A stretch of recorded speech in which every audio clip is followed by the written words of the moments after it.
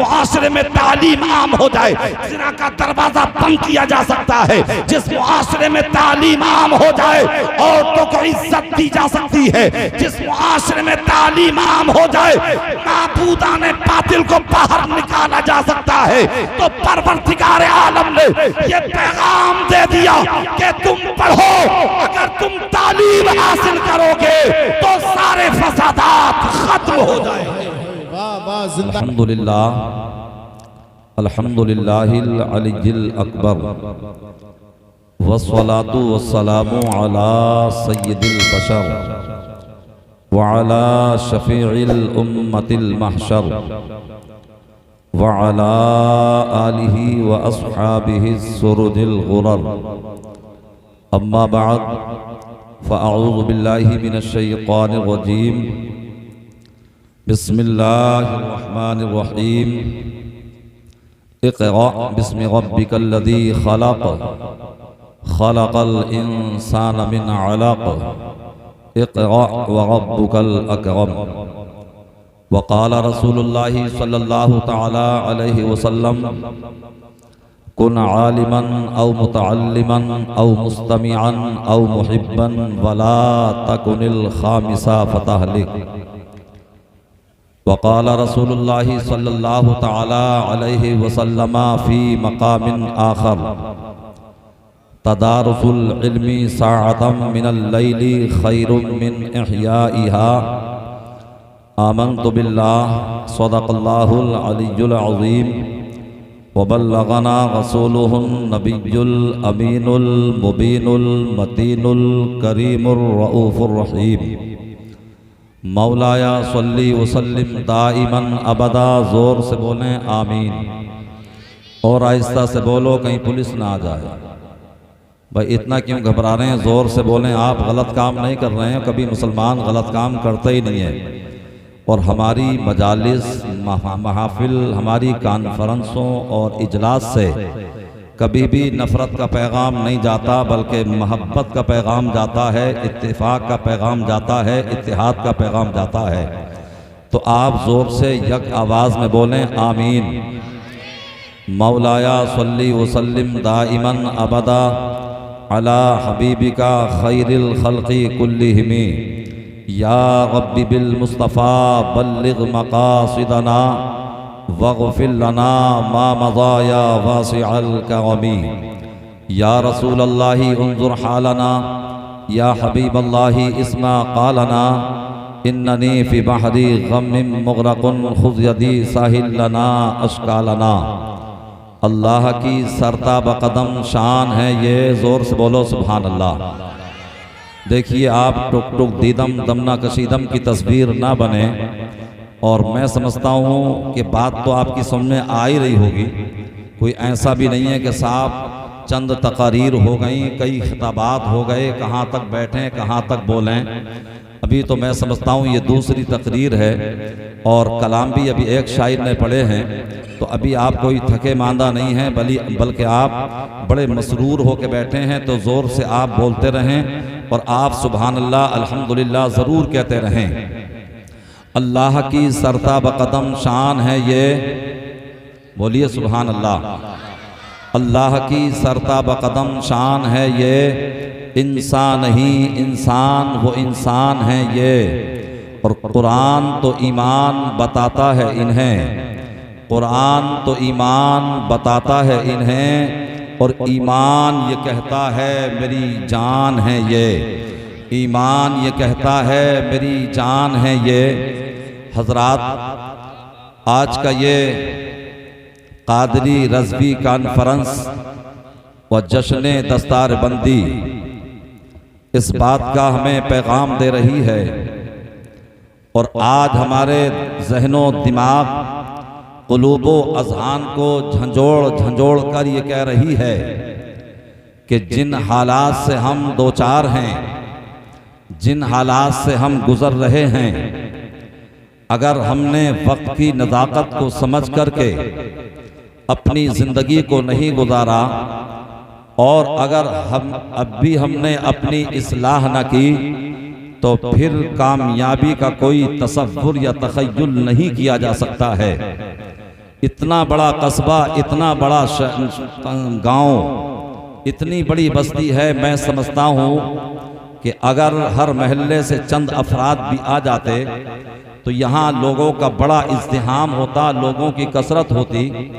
और ये हमारी जो नई जनरेशन है, ये जो हमारा नौजवान तबका है, ये तो इतना बेकार हो चुका है कि इन्हें मोबाइल के अलावा, व्हाट्सएप के अलावा, इंटरनेट के अलावा कुछ भी पसंद नहीं है। 2 मिनट बैठेंगे नहीं, अफरा तफरी का माहौल न सुनना चाहते हैं, न सुनने देना चाहते हैं।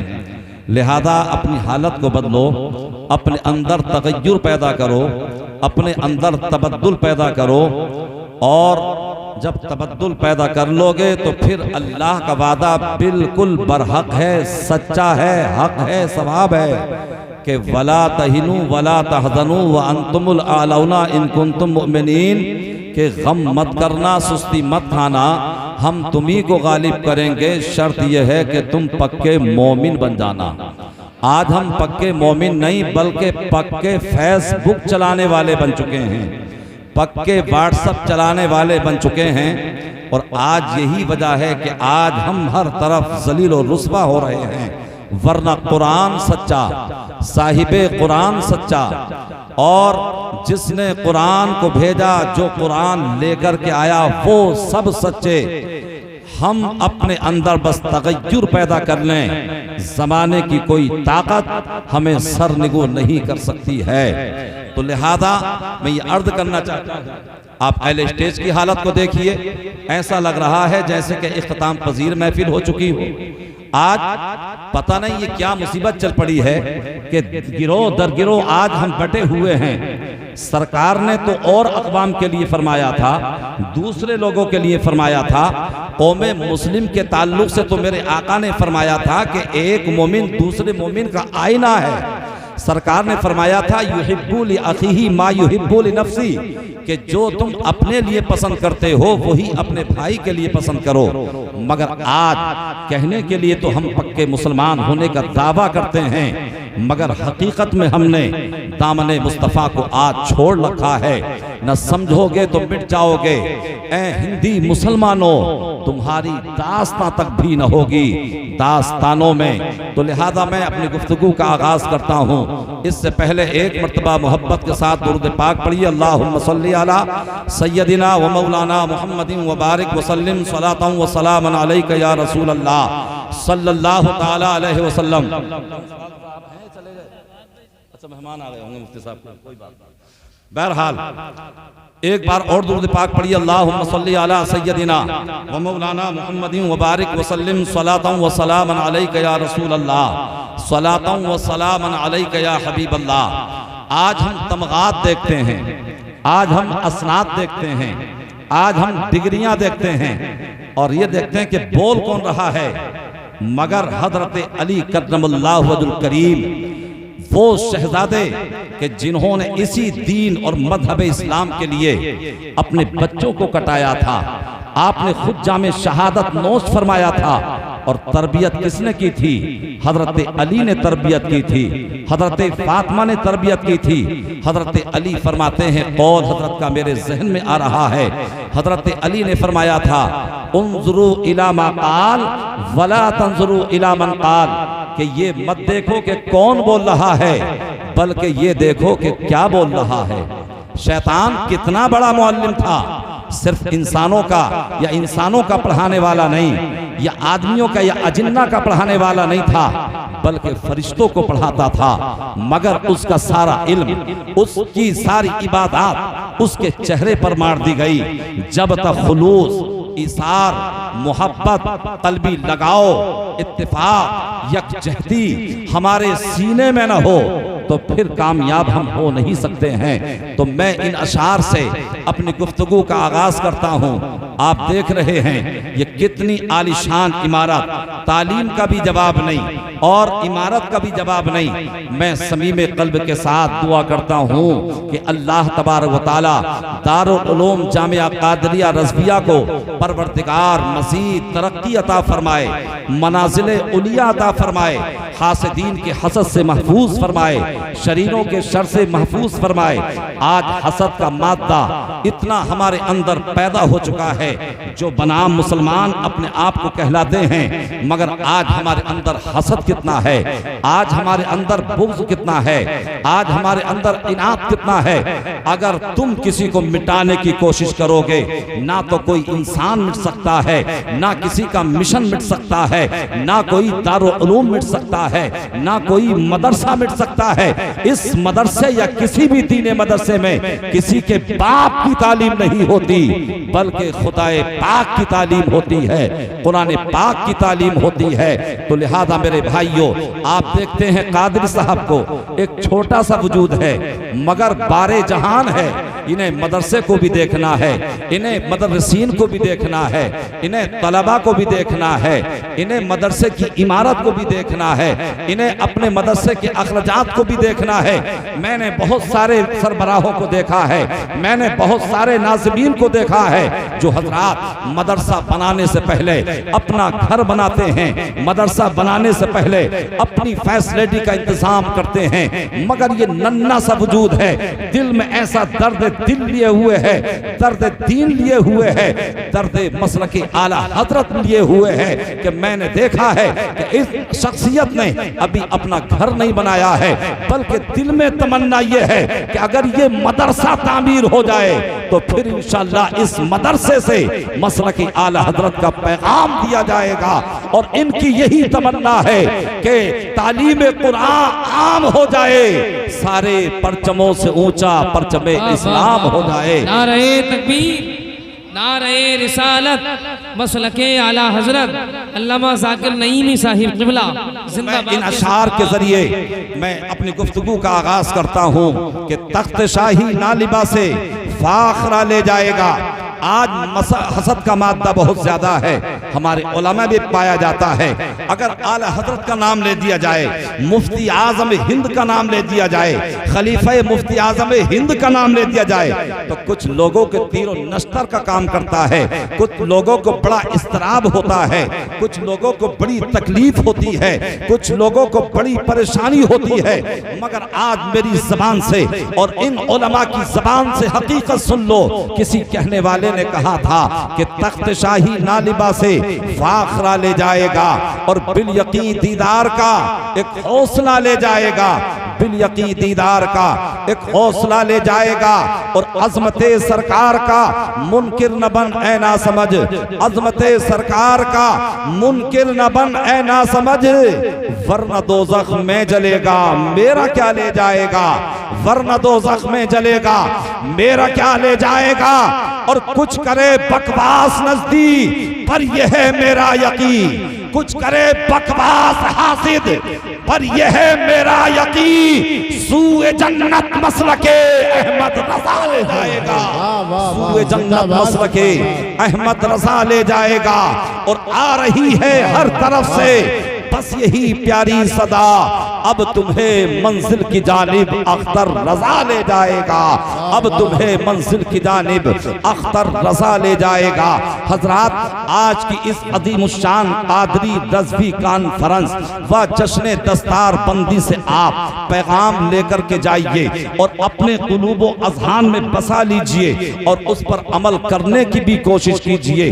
इसलिए कि डॉक्टर इकबाल ने भी कहा था कि अमल से जिंदगी बनती है, जन्नत भी जहन्नम भी, ये खाकी अपनी फितरत में न नूरी है न नारी है। हजरात, वो तो और जमातें हैं जो घर घर जाकर के दीन की दावत देती हैं और कहती हैं कि चलो पाक हो तब भी चलो, नापाक हो तब भी मस्जिद में चलो, जबकि अल्लाह के नबी ने फरमाया कि नापाक आदमी ना तो कुरान को हाथ लगा सकता है और नापाक आदमी ना खाने काबा का तवाफ कर सकता है, नापाक आदमी ना कुरान पाक पढ़ सकता है, नापाक आदमी ना कुरान पाक को छू सकता है और नापाक आदमी ना मस्जिद में जा सकता है।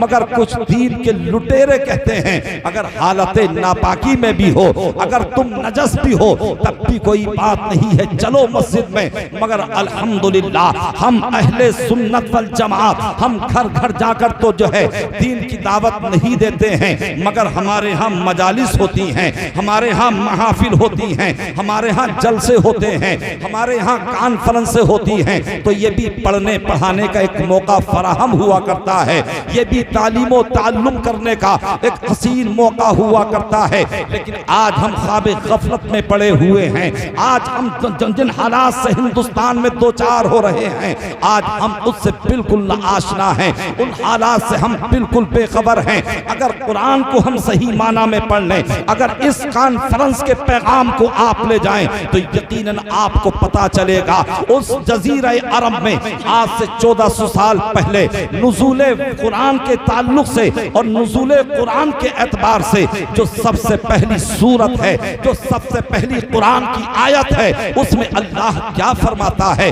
रब फरमाता है इक़रा, के पढ़ो, इक़रा पढ़ो, इक़रा पढ़ो। तो कुरान हमारे ज़हनों को झंझोड़ कर ये कह रहा है, ए लोगों पढ़ो।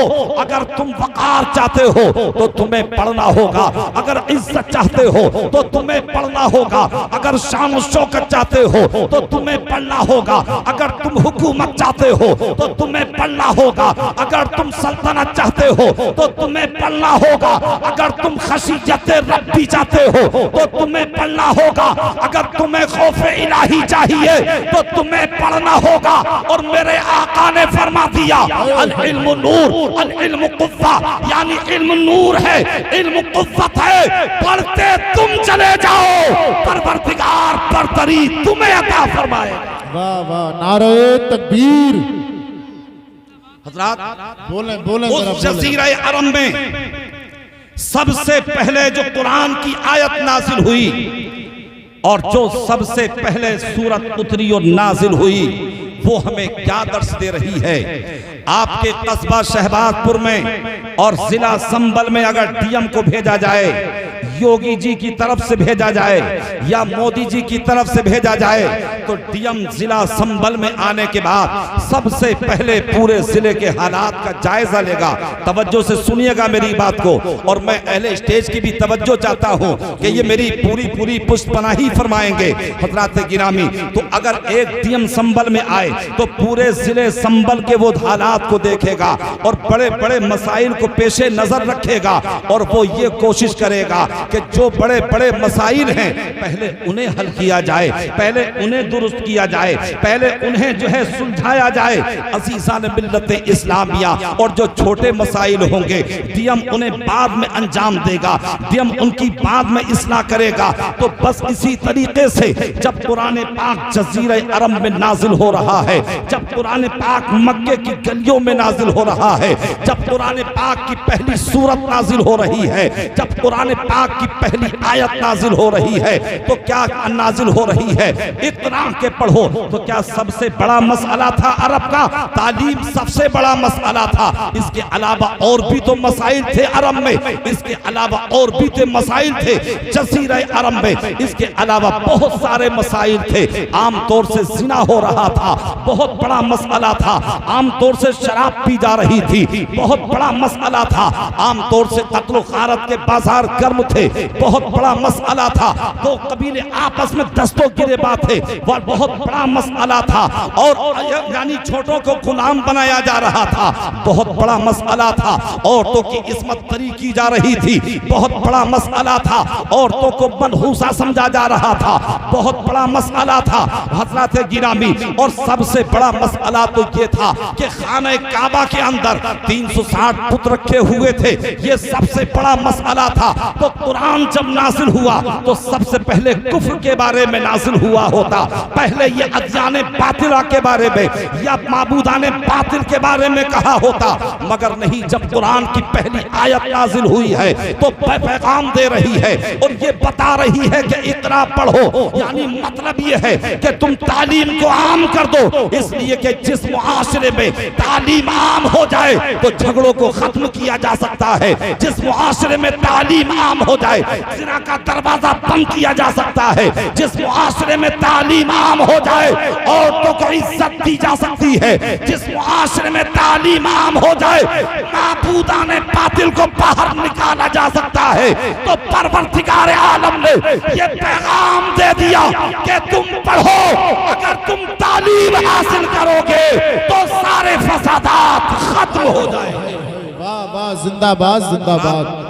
नारे तकबीर, नारे रिसालत, मसलके आला हजरत। बहुत खूब। और माशाअल्लाह ये उलमा का स्टेज है और माशाअल्लाह पुर हो गया है। बड़े बड़े नब्बाज, बड़े बड़े मुतहर्रिक, बड़े बड़े फ़आल और बड़े बड़े नाक़िद स्टेज पर तशरीफ फरमा हैं। अल्लामा जामी कह सकते हैं कि आप ये कैसी बात कर रहे हैं कि तालीम से हर फसाद का खात्मा किया जा सकता है। तो आप जरा ये बताइए कि जो मिसाइल बनाए हैं, ये मिसाइल बनाने के ये जाहिलों ने बनाए हैं, इन्हें बनाने वाले ये कौन थे? ये पढ़े लिखे लोग हैं जिन्होंने मिसाइल बनाए हैं, जिन्होंने परमाणु बम बनाए हैं और हथियार बनाए हैं। ये कोई जाहिल लोगों ने नहीं बनाए हैं, ये पढ़े लिखे लोगों ने बनाए हैं। बर्मा को किसने बर्बाद किया है? वो जाहिल लोग नहीं थे, पढ़े लिखे लोग थे। अफगानिस्तान को किसने तबाह किया है? वो जाहिल लोग नहीं थे, पढ़े लिखे लोग थे। और यानी इराक को किसने तबाह किया है? वो पढ़े लिखे लोग थे, जाहिल नहीं थे। आज से कई साल पहले यानी जापान पर जो बम मारा था, परमाणु बम, तो वो किसी जाहिल ने नहीं मारा था, बल्कि वो पढ़े लिखे लोगों ने मारा था। मौलाना जामी ये कह सकते हैं, जब आप ये दावा कर रहे हैं कि तालीम से हर करप्शन खत्म हो सकता है, हर फिसाद का सद्देबाब हो सकता है, तो फिर ये तालीम तो है, घर घर में तालीम है, मुल्क मुल्क में तालीम है, बस्ती बस्ती में तालीम है। तालीम तो आम हो गई, मगर ये फितना फसाद का दरवाजा बंद क्यों नहीं हुआ? तालीम तो आम हो गई, मगर ये करप्शन बंद क्यों नहीं हुआ? तालीम तो आम हो गई, मगर ये फसादात का सद्देबाब क्यों नहीं हुआ? तो हजरात आओ हजरत आयशा से पूछते हैं, ए आयशा आप जरा बताइए कि नुज़ूल कुरान की कैफियत क्या रही है? नुज़ूल कुरान के और नुज़ूल सूरत और आयत के बारे में बताइए। हजरत आयशा सिद्दीक़ा रज़ियल्लाहु ताला अन्हा फरमाती हैं कि जब मुस्तफ़ा जान रहमत पर ये पहली आयत और सूरत नाजिल हुई, हजरत जिब्रील अमी हाजिर हुए, अर्ज़ की या रसूल अल्लाह इक़रा पढ़िए।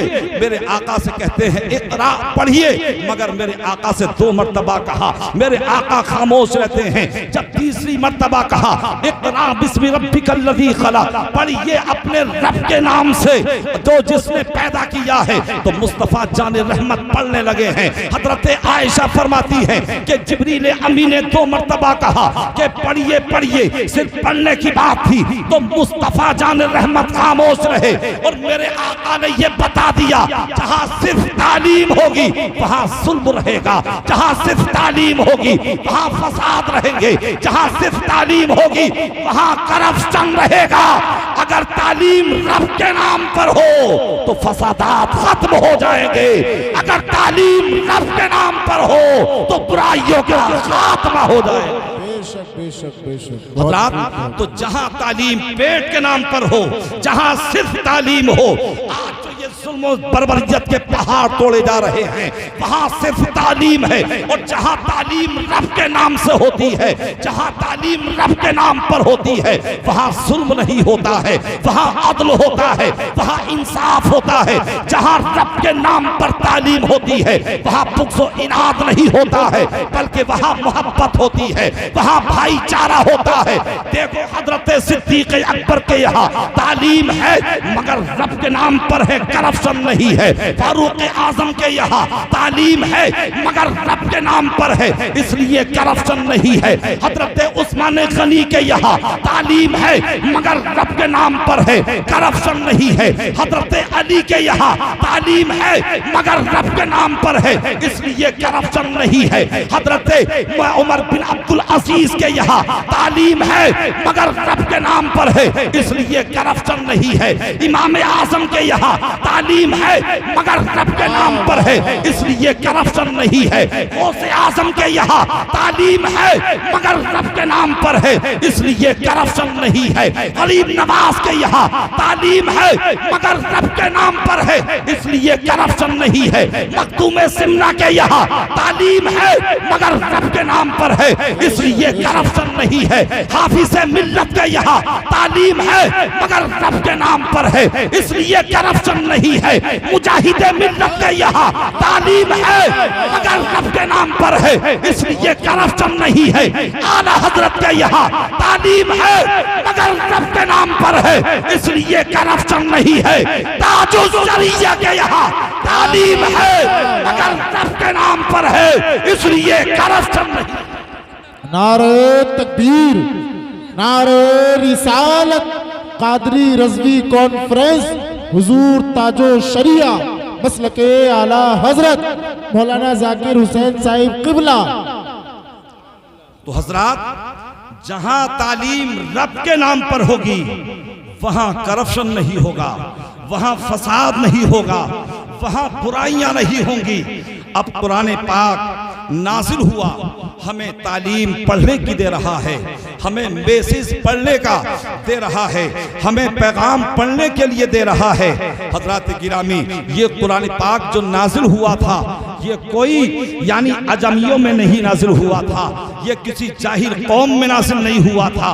कुरान जब आया था तो वो उन लोगों में आया था जो अपने आप को कहा करते थे अना अफसहुल अरब कुल्लुहुमुल अजम, यानी हम ही साहिबे ज़बान हैं, बाकी सारी दुनिया गूंगी है। हम ही साहिबे बलागत हैं, बाकी सारी दुनिया गूंगी है। हम ही साहिबे और असहाबे फसाहत हैं, बाकी सारी दुनिया गूंगी है। तो कुरान कहाँ नाजिल हुआ था, कुरान कहाँ आया था जो कि अपने आप को बड़ा फसीह कहा करते थे, जो अपने आप को फसाहत और बलागत वाला कहा करते थे, वहाँ कुरान पाक नाजिल हुआ। अब जब कुरान पाक की आयत नाजिल होती रही और सूरतें नाजिल होती रही, जब सूरह बकर की कुछ आयत नाजिल हुई तो कुफ्फारे मक्का ने कहा था, मुशरिकीन मक्का ने कहा था। बात आ रही है आपके समझ में? तो जोर से बोलें सुभान अल्लाह। बहुत तवज्जो से और संजीदगी से आप मेरी बात को समाप्त कीजिएगा। जब सूरह बकरा की चंद आयात नाजिल हुई तो मुशरिकीन ने कहा था ये मोहम्मद सल्लल्लाहु अलैहि वसल्लम हुजरे में जाते हैं, अपने घर में जाते हैं और अपनी मर्जी से जो है इसे यानी गढ़ लेते हैं और फिर लोगों में आकर के सुना देते हैं। आज भी कुछ लोगों का रिश्ता उन्हीं लोगों से है जो कुरान पर एतराज करते हैं, जो कुरान पर अंगुश नुमाई करते हैं, जो कुरान पर हर्फ लाते हैं और कहते हैं साहब किसी ने कहा था कि 26 आयत को निकाल दिया जाए, मगर जानते हो आज उसका हश्र क्या है? आज वो मुसलमानों से गलती की मुआफी मांग रहा है, आज वो जिंदगी की भीख मांग रहा है, आज वो फिर ओत करना चाहता है। ना तो मुसलमान वो कल था, ना आज वो मुसलमान हो सकता है। हम उसे दावत देते हैं अगर अल्लाह का तुझ पर करम हो जाए तो मजहबे शियत में नहीं बल्कि मजहबे और मसलके अहले सुन्नत में आ जा, तू पक्का मुसलमान हो जाए। तो कुफ्फार ने कहा, मुशरिकीन ने कहा कि जैसा मोहम्मद कुरान करते हैं ऐसी किताब तो हम भी ला सकते हैं, तो आप भी जी शऊर हैं, क्या ऐसा कोई कुरान जैसी किताब, ऐसी सूरतें, ऐसी आयात कोई बना सकता है? ना यहाँ बन सकती हैं, ना पाकिस्तान में, ना लंदन में, ना अमेरिका में। जब उस वक्त के काफिरों से ना बनी तो आज के काफिर कैसे बना सकते हैं? तो अल्लाह तबारक व तआला के महबूब सल्लल्लाहु अलैहि वसल्लम को लोग कह रहे हैं कि ये अपनी मर्जी से कमरे में जाते हैं और उसे गढ़ लेते हैं, अपने जी से उसे बना लेते हैं। तो अल्लाह तबारक व तआला ने यानी एक चैलेंज दिया और इरशाद फरमाया, उलमा की तवज्जो, अल्लाह ने फरमाया कुल्ल इन इज्तमाअतिल इंसु वल जिन्न अला अन यातू बिमिस्ली हाज़ल कुरान ला यातूना बिमिस्लिही। आप फरमाओ महबूब, ऐलान फरमा दो कि अगर आदमी और जिन सब इस बात पर मुत्तफिक हो जाएं बिमिस्ली हाज़ल कुरान कि इस कुरान के मिस्ल ले आए, ला यातूना बिमिस्लिही, तो इसका मिस्ल ना ला सकेंगे। वलौ काना बादुहुम लिबादिन ज़हीरा, और अगरचे उनमें एक दूसरे का मददगार हो। जब कुरान ने ये चैलेंज किया तो सारे कुफार, सारे मुशरिकीन यानी उनकी ज़बानें मुकफ्फल हो गई थी, न कोई भी इसका जवाब ना ला सका था। सबके सब मबहूत हो गए थे, सबके सब मरऊब हो गए थे। मगर जब आदमी के दिल में निफाक भरा होता है, हसद का मादा भरा होता है, तो वो कुछ दिनों के लिए खामोश हो जाता है। फिर उसकी वही खसलत उभारती है उसे कि कर बुराई, कर कर चुगली और गीबत, फिर जो है वो बुराई करने लगता है। कुछ दिनों के लिए खामोश हुए, मगर कुरान तो धीरे धीरे नाजिल होता रहा, कुरान धीरे धीरे उतरता रहा। फिर जब उन्होंने फिर जो है मुस्लिमाई की और कहा कि मोहम्मद सल्लल्लाहु अलैहि वसल्लम यानी ये तो कमरे में जाते हैं, अपनी मर्जी से गगड़ लाते हैं, तो अल्लाह ने पहले चैलेंज किया था, कुरान ने पहले चैलेंज किया था कि अगर तुम सच्चे हो तो तुम कुरान जैसी कोई किताब लेकर के आ जाओ। जब तुम साहिबे फसाहत हो, जब तुम साहिबे बलागत हो, तो हजरात गिरामी वो ना ला सके थे। अब अल्लाह ने दूसरा चैलेंज जो है कुछ हल्का कर दिया, फरमाया कुल फातू बिअशरी सुवरिम मिस्लिही, एक महबूब आप ऐलान फरमा दो कि तुम इस जैसी बनाई हुई 10 सूरतें लेकर के आ जाओ। पूरा कुरान तो ना ला सके, पूरे कुरान के मिस्ल तो ना ला सके, यानी कुरान की 10 सूरतों की तरह से बना करके ले जाओ।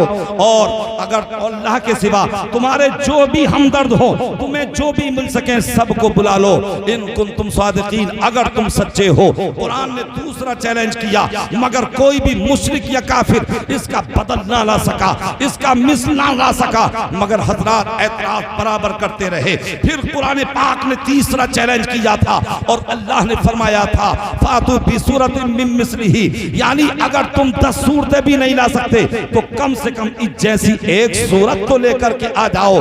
अगर तुम सच्चे हो, अपने तमाम हमदर्दों को बुला लो, अपने तमाम मुआविनों मददगार को बुला लो, अगर तुम सच्चे हो। अल्लाह ने ये चैलेंज फरमा दिया था, मगर सबके सब खामोश हो गए। तो फिर अल्लाह ने फरमाया फ़इन लम तफ़अलू, फिर ना ला सको, वलन तफ़अलू, और ना ला सकोगे, हम फरमाए देते हैं कि तुम हरगिज इसके मिस्ल ना ला सकोगे। तो हज़रत गिरामी, जब कुरान पाक मक्के में नाज़िल हुआ था, तो वो लोग जो अपने आप को फसीहो बलीग कह रहे थे, अहले फसाहत और बलागत में शुमार करते थे, उन्हें अपनी अरबी दानी पर बड़ा नाज था, उन्हें अपनी फसाहत पर बड़ा नाज था, उन्हें अपनी बलागत पर बड़ा नाज था। मगर जब कुरान ने चैलेंज किया था, तो मक्के का या अरब का या जजीरा अरब का कोई भी मुशरिक उसकी मिस्ल ना ला सका था। ना तो कल कोई कुरान की मिस्ल ला सका था, ना आज कोई मिस्ल ला सकता है, ना सुबह क़यामत तक कोई इसकी मसीह ला सकता है। तभी तो मेरे आला हजरत बरेली से पुकार उठे या रसूल अल्लाह, वो कमाल हुस्न हुजूर है कि गुमान नक्शे जहां नहीं, यही फूल खार से दूर है, यही शम्मा है कि धुआं नहीं, यही तेरे आगे यूं है तबे नचे फुसहा अरब के बड़े बड़े, कोई जाने मुंह में ज़बान नहीं बल्कि जिस्म में जा रही। हजरात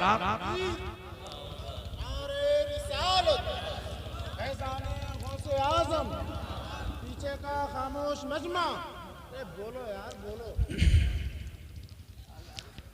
तो हजरात अल्लाह ने फरमाया इक़रा बिस्मि रब्बिकल लज़ी खलक़ खलक़ल इंसान मिन अलक़ इक़रा व रब्बुकल अकरम।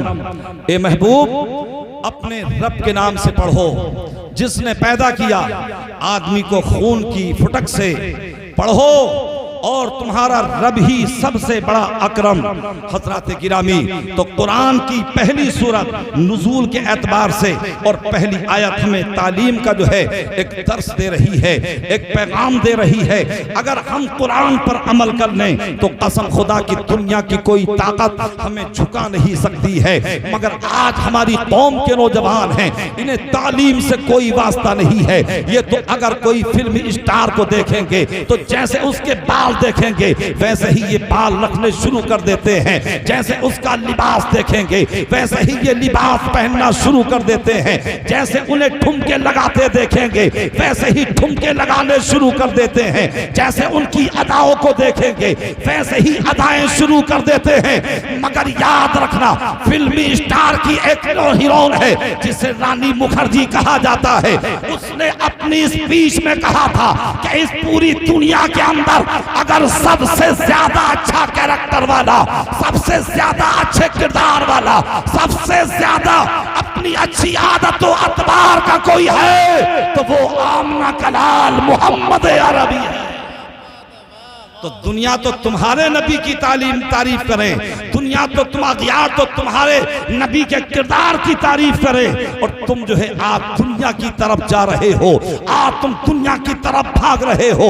लिहाजा बड़े खस्ता हालात, बड़े अब्तर हालात हिंदुस्तान के चल रहे हैं।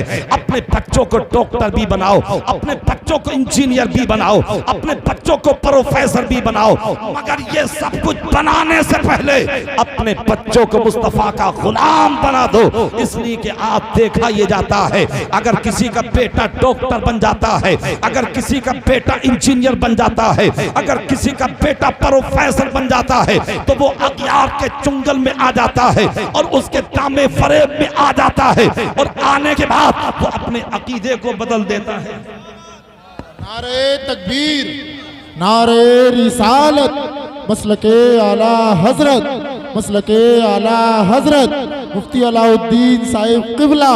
नारे तकबीर, कारी अलाउद्दीन साहिब किबला, मुफ्ती आजम साहिब किबला संभली। नारे तकबीर, नारे रिसालत, सुभान अल्लाह।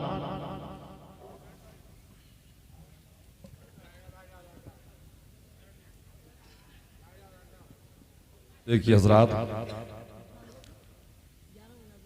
पैकर इल्म अमल मखज़न इल्म फ़न आबरू अहले सुनन हज़रत अल्लामा मुफ्ती अलाउद्दीन साहिब क़िबला मुफ्ती आज़म संभल तशरीफ़ ला चुके हैं और हज़रत की उजलत में भी हैं। हज़रत आ गए, यही बहुत बड़ी बात है। और माशाअल्लाह हज़रत क़ादरी साहब से बड़ी मोहब्बत करते हैं, पहले भी मैंने देखा है। और जब जब हज़रत को ज़हमत दी जाती है तो हज़रत तशरीफ़ ले आते हैं। ये हज़रत की ज़रा नवाजी है, करम फरमाई है। अल्लाह तबारक व तआला हज़रत की उम्र में बेपनाह बरकतें अता फरमाए और परवरदिगार हज़रत को सेहत व तवानाई अता फरमाए। एक मरतबा मोहब्बत से बोलें सुभान अल्लाह। बात ही जो है इधर उधर हो गई, मगर फिर भी मैं जो है अपनी बात ख़त्म कर रहा हूँ।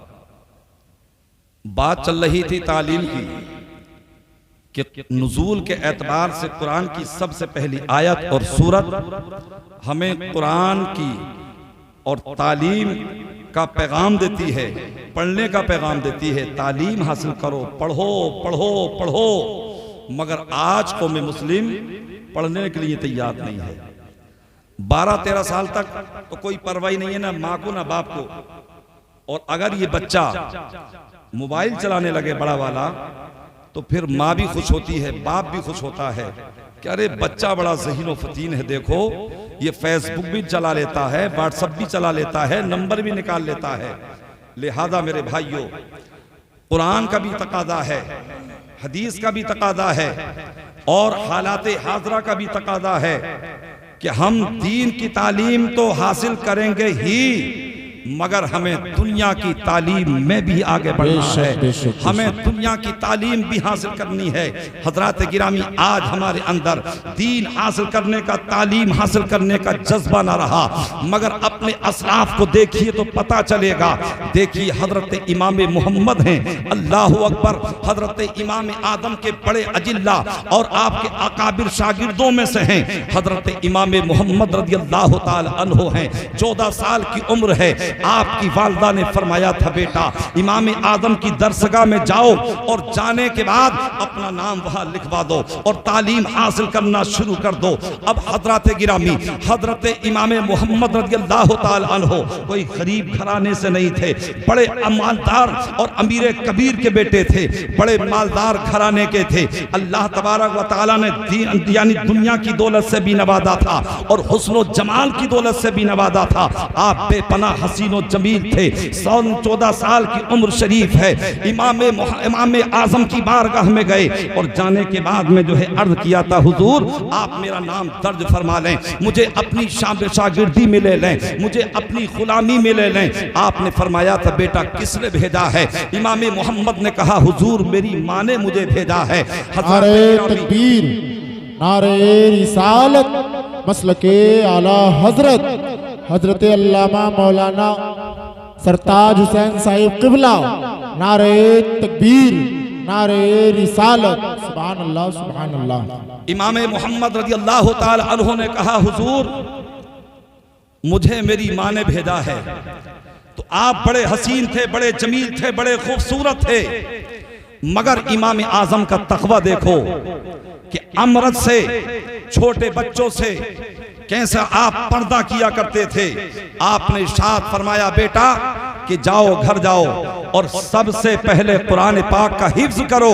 जब तुम हिफ्ज करोगे, इसलिए कि उमूमन हिफ्ज करने में 3-4 साल तो लग ही जाते हैं। अगर बच्चा ज़हीन हो तो जल्दी भी कर सकता है, और बात तो इतनी देर से करते हैं कि 5-5, 6-6 साल भी लग जाते हैं।